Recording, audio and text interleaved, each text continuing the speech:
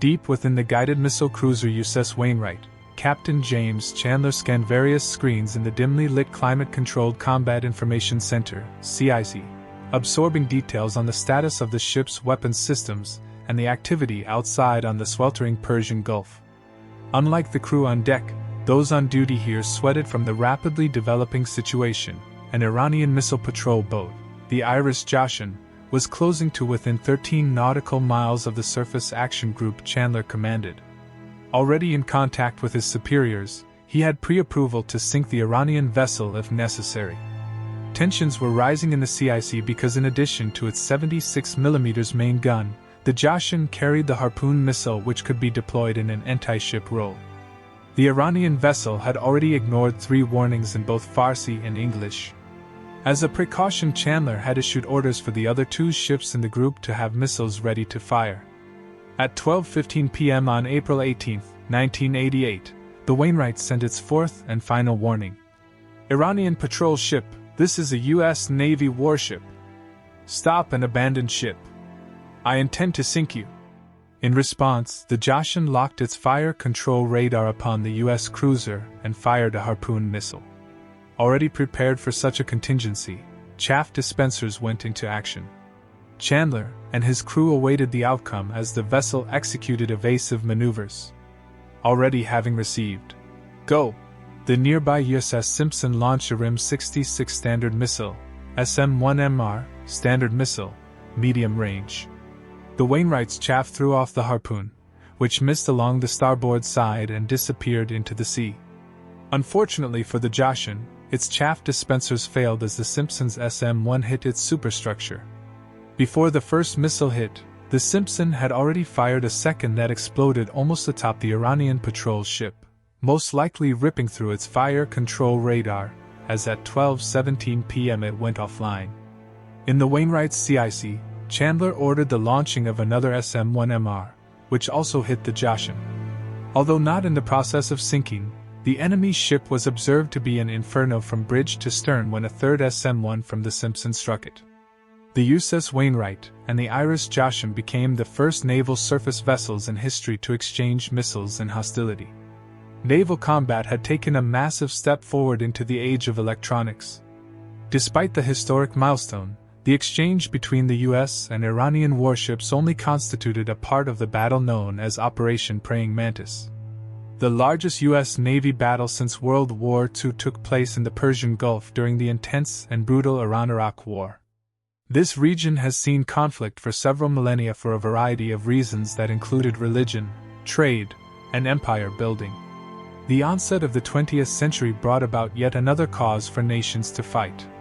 In 1908, the Anglo-Iranian Oil Company discovered the first major oil deposits in southwest Iran, and 15 years later, a similar discovery of oil deposits occurred in neighboring Iraq. The Persian Gulf suddenly became crucial to the West. By the 1980s, this hot and arid region contained about 80% of the world's proven oil reserves as well as one of its busiest waterways. With their deep draft, oil tankers were forced to stay in specific shipping lanes when navigating the Persian Gulf, passing through the narrow Strait of Hormuz, a natural choke point to be blocked in times of war. After the Vietnam War, the United States developed a policy of strengthening and supporting regional powers but not taking direct responsibility for any region. In the Persian Gulf, the U.S. focused on the Kingdom of Saudi Arabia and Iran as their cornerstones for the region's security and accomplished this through the export of modern weapons to both nations. The American doctrine went askew when Mohammad Reza Pahlavi, the last Shah of Iran, was overthrown in January 1979.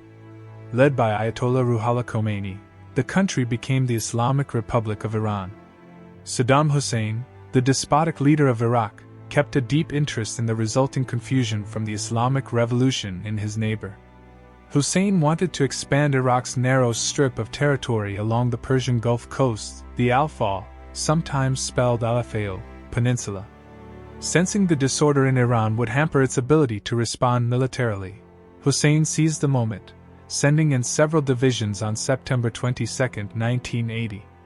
Less than a month later, Iraq declared the water off Iran a prohibited war zone, and any vessel inside this zone would be subject to destruction. By early 1981, an unexpected fanatical defense by the Iranian revolutionary forces had stopped Saddam Hussein's invasion. In the fall, Iran mounted its first counteroffensive. The drawn-out conflict, which would not end until August 20, 1988, saw the worst aspects of war, which included Iran's human wave tactics and Iraq's use of chemical warfare against Iran and its own people.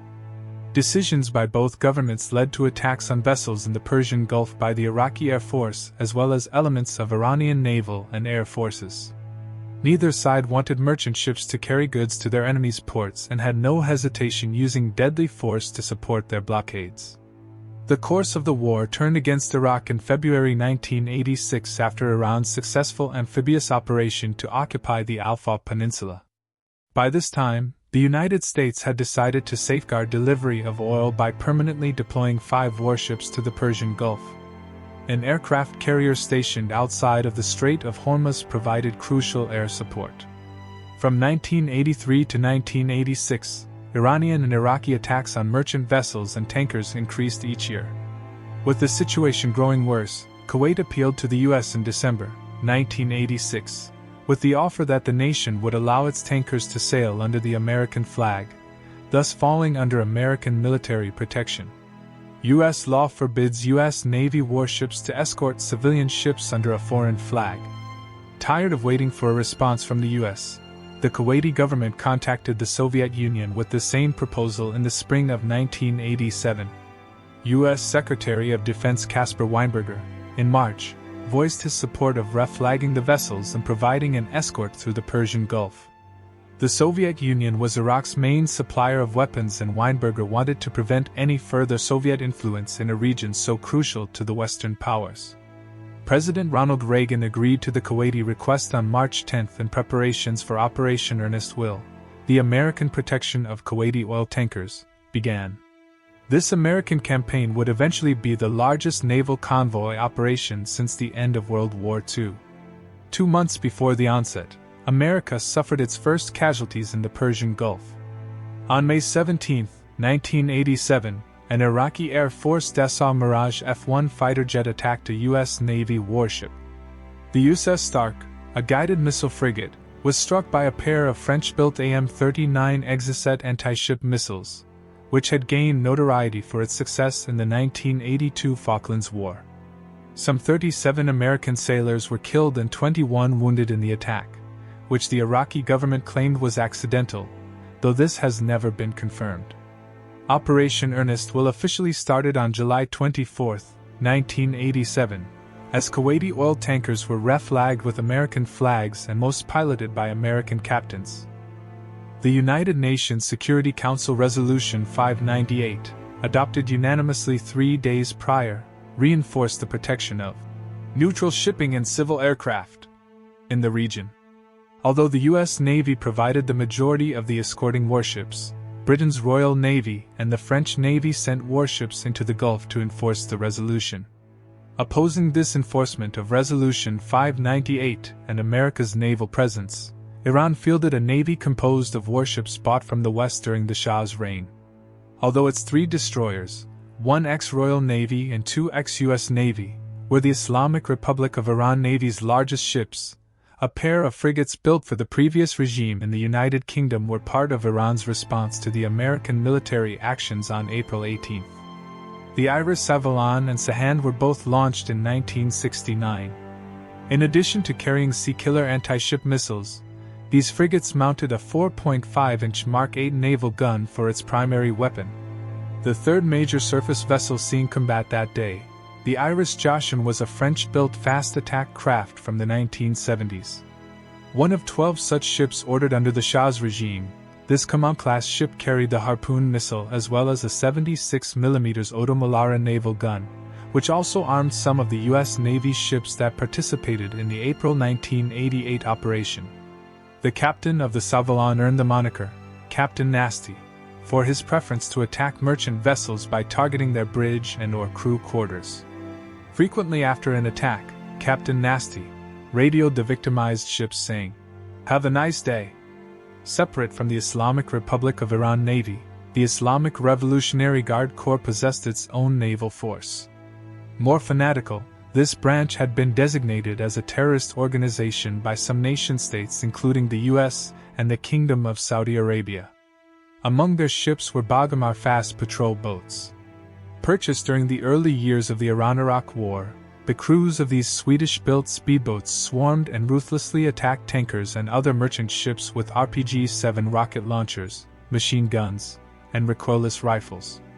The same preference for Western armaments extended to Iran's Air Force with aircraft purchased from the United States, such as the Grumman F-14A Tomcat interceptor, McDonnell Douglas F-4D Phantom II fighter bomber/interceptor, and the Northrop F-5 Tiger II fighter.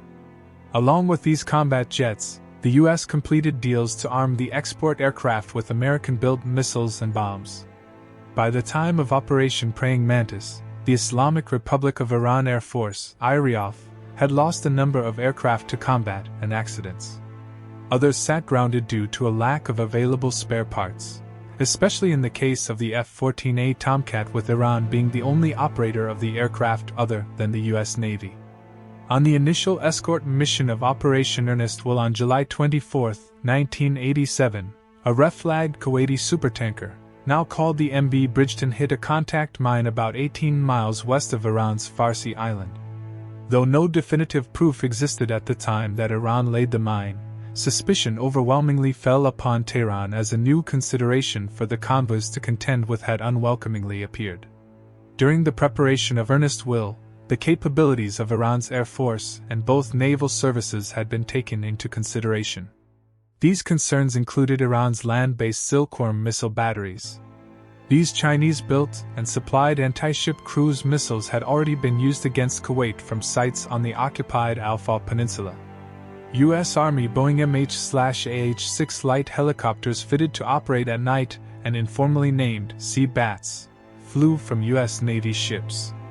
On the night of September 21, 2 months into the escort operation, one of these, Sea Bats, observed the Iran AJR laying mines. After issuing a warning, the helicopter fired upon the landing craft Turnman layer, killing some of the crew. A team of Navy SEALs arrived and took control of the Iranian craft, discovering more mines. It would be later confirmed that the mines confiscated on Iran AJR were from the same production batch as those found near the Bridgeton. An intensive multinational effort commenced to clear out known minefields and actively deter Iran from laying more mines in the Persian Gulf. For the time being, the escort operation succeeded, as whenever an Iranian warship sailed on a potential intercept course, American warships illuminated them with our fire control radar, thus sending the Iranian vessel back to safety. A month later, in the early morning of October 16, Iran launched another volley of Silkworm's missiles from the Al-Faw towards Kuwait. The reflagged tanker MV Sial City was hit, wounding 18 crew members including its American captain. Debate over responding to the incident among high-level Reagan officials occurred, as the empty oil tanker, though under an American flag, was at the time in port and not being escorted. A decision to not eliminate an Iranian warship was adopted. Instead, U.S. forces would target a pair of oil platforms. The destruction of the Risalat and Rishadat platforms was justified as the Iranians, particularly the Navy of the Islamic Revolutionary Guard Corps, used them as bases to launch their Bagamar attacks. Under Operation Nimble Archer, 4 destroyers, a cruiser, and a frigate destroyed one platform and heavily damaged the second on October 19. A commando team landed on the latter platform, retrieving documents and a teletype printer, before destroying it with demolition charges. In early 1988, 2-star Rear Admiral Anthony Less took over command of the Joint Task Force Middle East. From his flagship, the USS Coronado, no notable incidents took place under his watch until 4:45 p.m. on April 14, 1988. The guided missile frigate USS Samuel B. Roberts, a sister ship of the USS Stark, sailed into a minefield and struck one while trying to maneuver out of it. Using damage control lessons learned from the Stark incident, the crew saved the Samuel B. Roberts by using cables to prevent it from breaking in two. Astoundingly, no fatalities resulted from striking the Sadaf 02C mine, the same type found on the Iran AJR. Immediately Admiral Les communicated his retaliation recommendations to his commander, U.S. Central Command's Marine General George W. Christ, who in turn forwarded it to Admiral William J. Crowe, chairman of the Joint Chiefs of Staff in Washington. Reagan met with his senior advisors including Secretary of State George Shultz, Secretary of Defense Frank Carlucci, and National Security Advisor General Colin Powell. Les had advocated using aircraft from the USS Enterprise to strike land-based targets on Iranian soil as well as the sinking of a major Iranian Navy warship, preferably the Sabalan. These proposals received support from Crowe. Shultz took the position that targeting a warship could escalate the conflict and only ensnare America deeper in the region's turmoil. After much debate, it was decided to eliminate two of Iran's important gas oil separation platforms, GOSB, the Sasson and the Siri. Separating natural gas and crude oil from the wellhead fluid, this pair of GOSBs accounted for nearly 7% of the country's output. Reagan also gave permission to sink the IRIS Sabalan or an acceptable alternate, if possible. Over the next couple of days, details were finalized for Operation Praying Mantis to begin at 8 a.m. Gulf time on April 18, 1988. 3 surface action groups, SAG, were formed, each assigned a specific part of the mission. Assigned to eliminate the Sasson GOSB, SAG Bravo comprised the guided missile destroyer USS Lynn McCormick, destroyer USS Merrill, and the amphibious transport dock USS Trenton. Leading SAG Bravo from the McCormick, Captain James B. Perkins had a U.S. Marine squad who would land on the platform. After securing it, they had orders to gather intelligence before setting demolition charges to destroy its production capability. Operation Nimble Archer had proven how difficult it was to destroy a platform by naval fire alone, and the Navy wanted to prevent a major ecological disaster of an uncontrollable oil leak. After eliminating the GOSB, they would target another. Simultaneous with the attack on the Sasson platform, SAG Charlie would take out the Siri GOSB. Under the command of Chandler aboard the USS Wainwright, this SAG also contained the guided missile frigate USS Simpson and the frigate USS Bagley. A SEAL commando team would board the Siri, gather intelligence, and set the charges to disable it. As with SAG Bravo, U.S. Army helicopters would be in a supporting role for reconnaissance and transport. The third and final group, SAG Delta, was tasked to search and destroy any Iranian warships just inside the Strait of Hormuz. From the Joint Chiefs of Staff to the crews operating in the Persian Gulf, all knew the favored target was the Sabalan, though the sinking of its on-station replacement was acceptable. Assigned to SAG Delta were the guided missile frigate USS Jack Williams, guided missile destroyer USS Joseph Strauss, and the destroyer USS O'Brien. In command of this SAG, Captain Donald Dyer led from the Jack Williams. A SEAL team would be on standby if the opportunity to board an Iranian ship presented itself. Support for the operation came from Air Wing 11 stationed aboard the aircraft carrier USS Enterprise.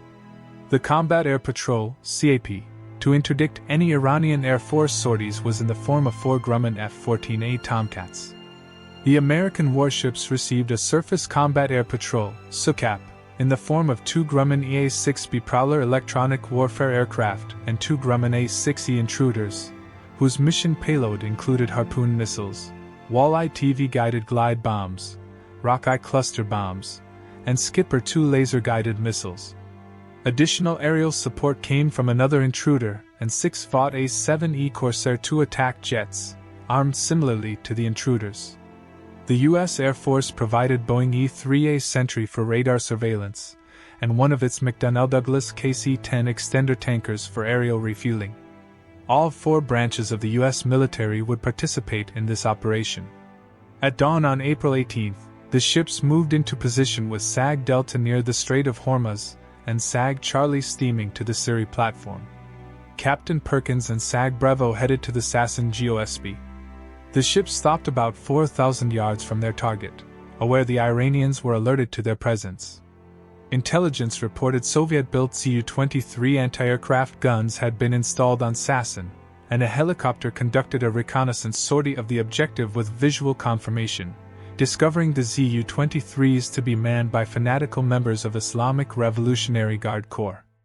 At 7:55 a.m. Perkins broadcasted warnings directed at Sahand GOSB in English, Farsi, and Arabic over both military and civilian frequencies. Attention Sahand platform. This is a U.S. warship. This is your warning. You have 5 minutes to clear the platform before we commence firing. A large number of platform personnel headed for a tug and workboats, while pleas were sent to SAG Bravo for more time. Seeing the Iranians actively trying to evacuate, the captain allowed them a few more minutes. At 8:04, the Iranians received the notification that time had expired. Both the McCormick and Merrill went to the weapons-free status, okay to fire on the enemy. A second-class petty officer stationed in each of the CICs used a joystick to train their 5-inch guns on the platform. Seconds later, a 5-inch airburst round exploded at the platform's vacant southern area as a hard warning. The extremists manning one of the Zu-23s fired at the destroyers in a useless gesture, as well as directing 23mm rounds at an approaching Bell AH-1 Cobra gunship. The Merrill eliminated the enemy gun emplacement with an airburst round. The American ships ceased fire to allow the tug and workboats to vacate the area. Once the Iranians moved out of harm's way, the Merrill and McCormick resumed firing their 5-inch main armaments, with the former doing a majority of the shooting. Special care was employed to avoid bursting a round near a hydrogen sulfide tank on the northern side of the GOSB. The Marine Commando team would have been unable to land on the platform because gas masks were ineffective against the lethal compound. At 9:25 a.m., the Marines landed on the Sahand platform using MP5s and flashbang grenades to suppress any lingering resistance. The Marines declared the objective secure 40 minutes after arrival. Demolition charges were detonated a little after 1 p.m., and 10 minutes later Cobra gunships leveled any remaining structures with TOW anti-tank missiles. The mission was completed without any oil leaks from the platform. An operation to eliminate another platform was started and then cancelled a couple of hours later when a surface contact was detected. This turned out to be a Soviet destroyer whose captain explained that he wanted to capture the moment for history. SAG Charlie arrived at the Siri platform before H-hour. As at Sahand, the Americans issued a warning at 7:55 a.m. in Farsi and English, giving those on the platform 5 minutes to evacuate. A response of more time was needed as tugs had been called for evacuation. Chandler elected to wait for the tug to load and clear the platform. When the tug and a few other boats were 2,000 yards from Siri platform, the Americans fired. From 5 miles out, the Wainwright and Bagley used their 5-inch main gun, while the Simpson shot 76mm rounds from a closer range. The first salvo saw a total of 8 5-inch rounds. The Bagley fired 3 before a round jammed in its lower gun carriage, temporarily taking the ship out of action, and 29 shells from the Simpson. For defenses, Siri also had the Zu-23mm anti-aircraft's guns, and one of these was taken out by an airburst round in the initial barrage. One, possibly more, of the surviving Zu-23s returned fire at the American warships, plus a handful of Islamic Revolutionary Guards futilely used small arms. Many of the remaining Iranians on the Siri GOSB decided to abandon the structure after the opening attack, with some jumping into the water. The 3 U.S. ships paused the assault, and helicopters bearing the SEAL Commando team began their flight to the Siri. While nearing the platform, at least one of the Zu-23s fired upon the chopper. SAG Charlie retaliated by firing a second salvo to eliminate the threat. An errant round from the Wainwright struck a compressed gas tank, setting off a fire that quickly spread. The blaze consumed an ammunition stockpile, setting off secondary explosions. The SEAL-laden helicopters attempted another approach. Not taking any chances, miniguns were used against any remaining enemies spotted on the platform. The inferno consuming the Siri proved to be too hot, and the boarding mission was cancelled. Instead, the American choppers dropped life rafts to the Iranians treading water. In targeting these platforms, some ranking U.S. officials hoped to lure out the Islamic Republic of Iran Navy. As the American Marines were planting the demolition charges on the Sahand GOSB, Iran responded. In the Mubarak oil field near Sharjah, a trio of Revolutionary Guard Corps Bagamars attacked the York Marine, an oil storage tanker, hitting the engine room with an anti-tank rocket. After harassing the ship for nearly an hour, the speedboats raced back to port. Late that morning, the Joshan was dispatched to the vicinity of the Siri platform. Less than an hour after it sailed, Chandler issued the first of the warnings to the Iranian missile patrol ship at noon. 15 minutes later, the surface warships from the U.S. Navy fought their first battle against enemy capital ships since World War II. After firing the Harpoon missile, the Joshan was hit by two standard SM-1MRs from the Simpson and an SM-1MR from the Wainwright. A third and final SM-1MR from the Simpson struck the lifeless missile patrol boat. Reports exist that the Bagley missed with the Harpoon. Les ordered Chandler to finish off the Joshan.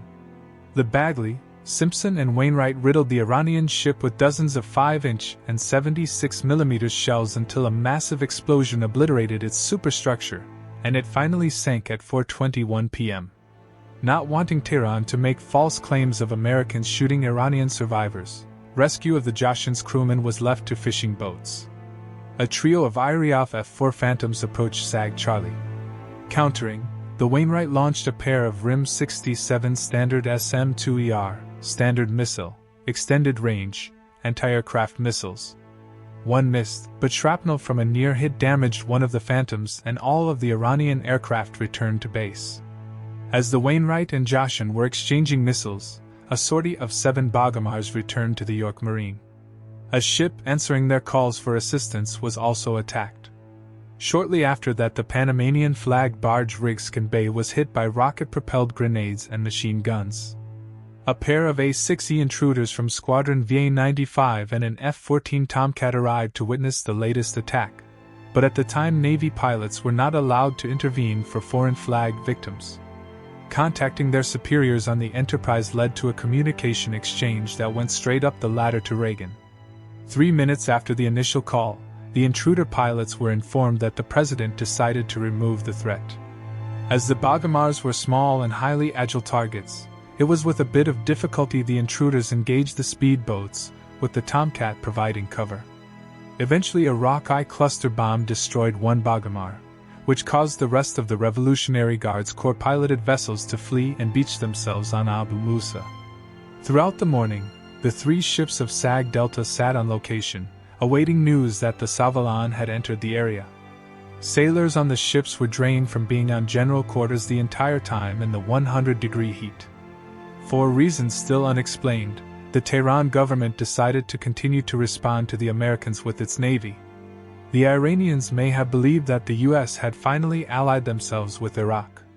On the day of Operation Praying Mantis, Baghdad launched a major offensive to reclaim the Al-Faw Peninsula. Alerted via radar contact that a Assam-class frigate had departed from Bandar Abbas, SAG Delta had additional aid in the search operation from another A-6E, 2 F-14s, and an EA-6B electronics jammer and communications plane. Due to a close call between Soviet and U.S. ships in the Black Sea in February, Les on the Coronado wanted visual confirmation. At 2:40 p.m. the Intruder pilot, Commander Arthur Bud Langston, identified the ship as the Sahand.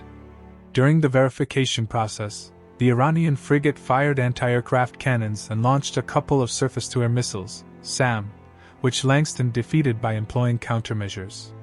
The EA-6B Prowler jammed the Sahand's air search radar and communications. From 12 miles out, Langston launched one of his Harpoon anti-ship missiles, striking the frigate amidship, rendering it dead in the water. The commander reported the Sahand appeared to be slowly sinking, but was still able to fight.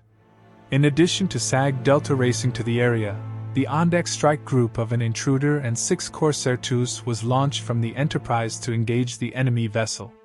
As the reinforcements were en route, Langston undertook another attack run. This time his bombardier launched a pair of 1,000-pound Skipper missiles. The one splashed into the sea, the other slammed into stricken Sahand under its bridge. Both SAG Delta and the strike group arrived in range about the same time. The second A-6E and the USS Joseph Strauss unknowingly fired harpoons simultaneously, both hitting the target. Continuing its attack run, the second Intruder fired its two 1,000-pound laser-guided skippers, with one striking the Sahand's aft and blowing pieces of the stern into the air. The A-7ES made their first attack pass, striking the Sahand with a walleye TV-guided bomb and at least 8 unguided Mk-83 1,000 pounds bombs, one of which eliminated the frigate's secular missile mount. The Corsair 2 pilots reported flak was still being fired at them. Additional attack runs followed with the ship receiving hits from another walleye, numerous Mk-83 and cluster bombs, and another laser-guided bomb. Then the burning ship's magazine exploded and the IRIS Sahand sank with the loss of 45 of its crew and 87 wounded. As afternoon turned to early evening, the Sabalan sallied forth from its base at 5 p.m. alerted by an AWACS aircraft, light calm. Jim Engler flew in the direction of the radar contact in his fully loaded Intruder. 15 minutes later and 8 nautical miles from the ship, a FLIR image confirmed the contact was the much-sought IRIS Sabalan. With less visual confirmation order still in place, Engler made a pass to identify the Sabalan and was greeted by a barrage of anti-aircraft fire and flashes signaling the presence of handheld SAMs. SAG Delta called for the Intruder to stand down as the enemy frigate was theirs to eliminate. Ignoring the request as he had been fired upon, Engler rose to 17,900 feet in preparation for an attack run. Going into a 45-degree dive, the Intruder's bombardier released a 500-pound laser-guided bomb before leveling out at 12,000 feet. 18 inches above the waterline on the Iranian frigate's starboard side, it penetrated the ship's hull into the engineering area and exploded, rendering the Sabalan dead in the water with an oil slick spreading around it. Engler's A-6E still possessed Harpoon missiles and Rockeye cluster bombs. He radioed in his engagement. Les, who was in communication with General Christ in Tampa, relayed news that a bomb went down Sabalan's stack and rendered it dead in the water. His choice of words has led to the popular belief that is how the frigate was critically damaged. The news quickly went up the chain of command. Though Les and Dyer favored destroying the ship, Admiral Crowe and Defense Secretary Carlucci felt enough death and damage had already been inflicted. The word was passed down to abort further attacks on the Sabalan, which was later towed back to Bandar Abbas for extensive repairs. No further action took place that night as reports of Iran firing silkworms at military and civilian ships proved to be false. Operation Praying Mantis officially ended the next day, April 19th. The heavy U.S. response to the near sinking of the USS Samuel B. Roberts inflicted significant damage to Iran, especially its navy. The Joshan and frigate Sahand were sunk with a combined loss of 56 men. Though claims of 3 exist, only one of the Islamic Revolutionary Guard Corps Navy's Bagamars was destroyed. The frigate IRIS Sabalan was heavily damaged, leading to a long repair time, and an Iranian Air Force F-4 at 12,000 feet. 18 inches above the waterline on the Iranian frigate's starboard side, it penetrated the ship's hull into the engineering area and exploded, rendering the Sabalan dead in the water with an oil slick spreading around it. Engler's A-6E still possessed Harpoon missiles and Rockeye cluster bombs. He radioed in his engagement. Les, who was in communication with General Christ in Tampa, relayed news that a bomb went down Sabalan's stack and rendered it dead in the water. His choice of words has led to the popular belief that is how the frigate was critically damaged. The news quickly went up the chain of command. Though Les and Dyer favored destroying the ship, Admiral Crowe and Defense Secretary Carlucci felt enough death and damage had already been inflicted.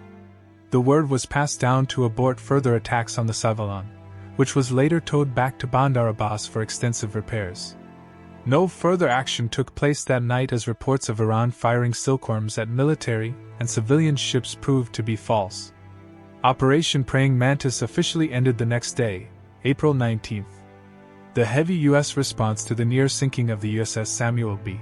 Roberts inflicted significant damage to Iran, especially its navy. The Joshan and frigate Sahand were sunk with a combined loss of 56 men. Though claims of 3 exist, only one of the Islamic Revolutionary Guard Corps Navy's Bagamars was destroyed. The frigate IRIS Sabalan was heavily damaged, leading to a long repair time, and an Iranian Air Force F-4 Phantom also took damage. The ships of SAGs Bravo and Charlie destroyed the Sasson and Suri Gosps, impacting Tehran's oil production. Unfortunately, the American victory was not casualty-free. A Marine AH-1T Cobra gunship from the USS Trenton went missing. Dive crews, assisted by sonar, later located the wreckage of the helicopter along with the bodies of its two-man crew on the bottom of the Persian Gulf. Iran went to the International Court of Justice accusing the U.S. of committing crimes during Operation Nimble Archer and Praying Mantis. Among these, Tehran claimed American forces fired upon helpless survivors floating in the Gulf on April 18. The U.S. issued its own counterclaims. On November 6, 2003, the court dismissed the claims by both sides.